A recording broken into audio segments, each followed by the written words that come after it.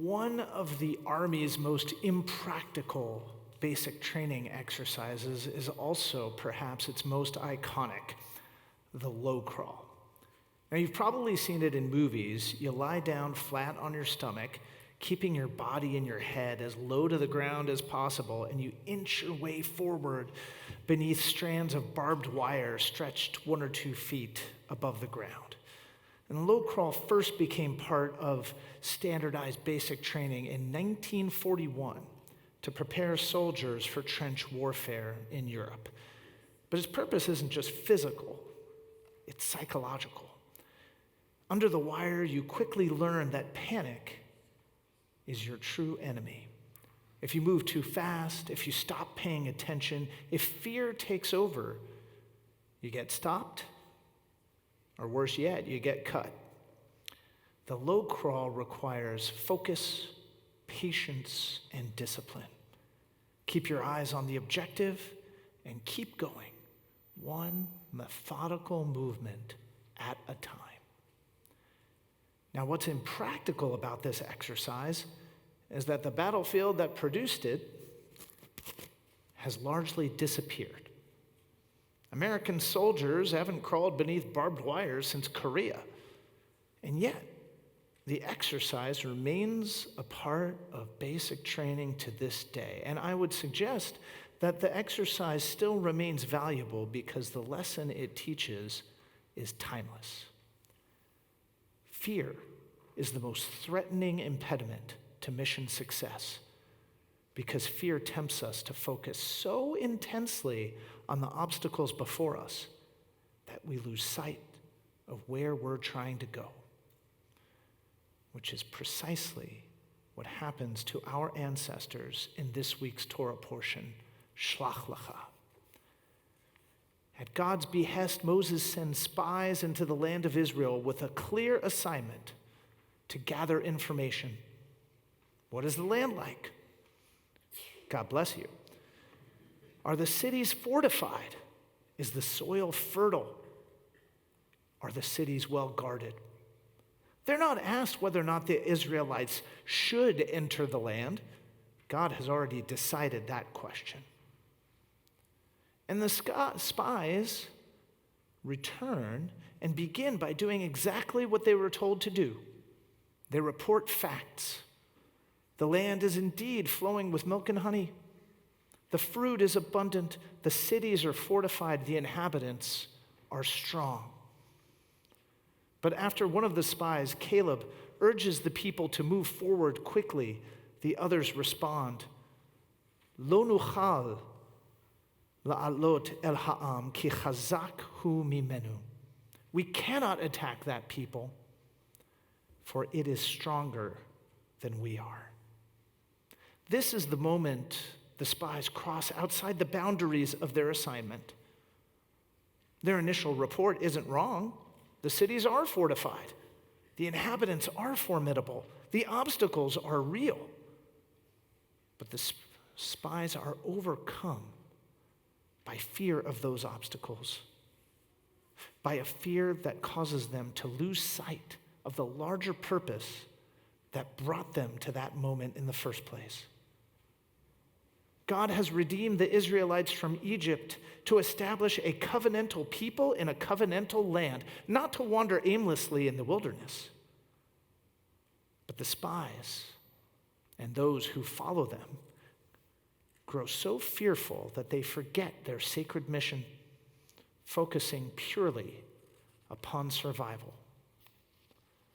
Now, I want to be clear, the sin of the spies is not fear. Fear is natural. Fear is useful even. It keeps us from wandering aimlessly into the street. Rather, the sin of the spies lies with allowing their fears to compromise their mission, to extinguish any sense of memory, purpose, or hope. Unfortunately, the spies are not unique in this regard. Every generation faces moments when legitimate fears threaten to overwhelm sacred purpose. And every generation must decide whether danger will clarify its mission, or consume it. Ours is no exception. As too many of us know, we live in a moment of profound Jewish anxiety. We worry about anti-Semitism. We worry about Israel's security. We worry about Israel's principles. We worry about polarization within Jewish communities and uncertainty about their future. And let's be honest, much of that concern is justified. Like the spies, we're not imagining the challenges before us that threaten our people and our tradition. But unlike the spies, we must not allow those challenges to obscure our entire field of vision. Fear has a way of narrowing our perception, convincing us that preservation is our only task, and that today's dangers matter more than tomorrow's possibilities. Yes, survival remains a prerequisite to the Jewish mission. After all, without a Jewish people, there can be no Jewish mission. We have an obligation to protect Jewish life, to strengthen Jewish institutions, to defend Jewish dignity, and to support the security of Israel. These are our sacred responsibilities. But they cannot be the entirety of our purpose. The Jewish mission has always been bigger than simple survival.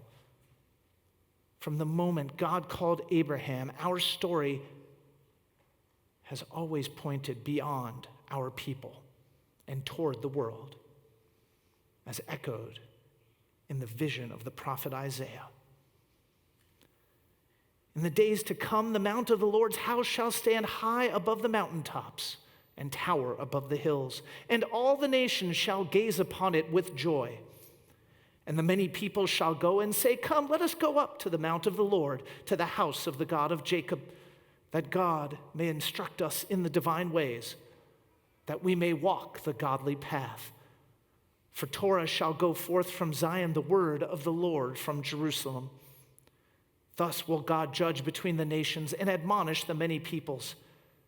And they shall beat their swords into plowshares, their spears into pruning hooks. Nation shall no longer lift up sword against nation, nor shall they ever again study war."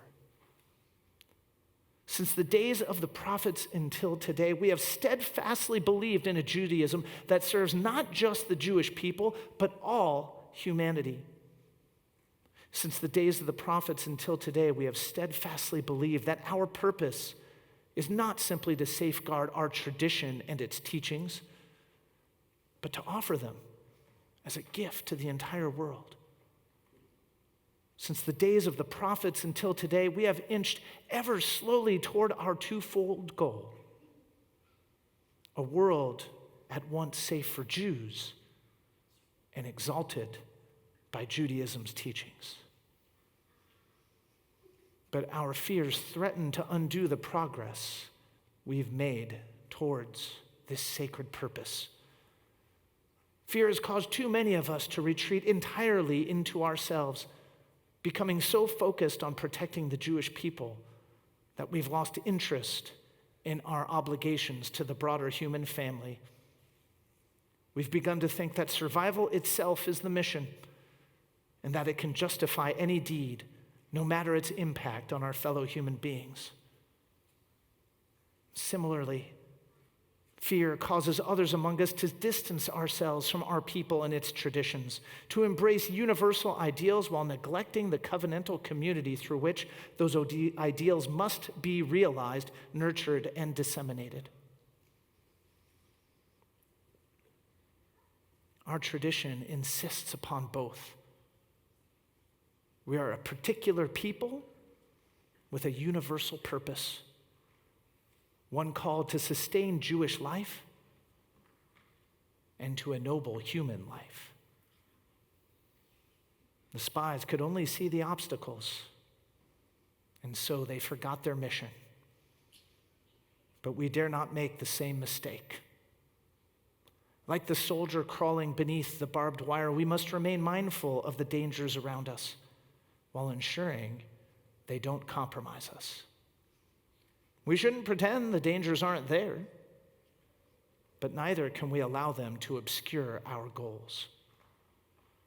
Instead, we must keep our eyes fixed on the objective, one deliberate movement after another, to sustain our people and to shine the loving light of our tradition upon the world. This is how we hold fast to both halves of our sacred calling.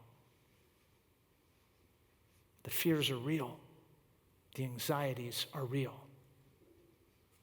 But the mission is greater, and we are called to fulfill that mission. Shabbat Shalom.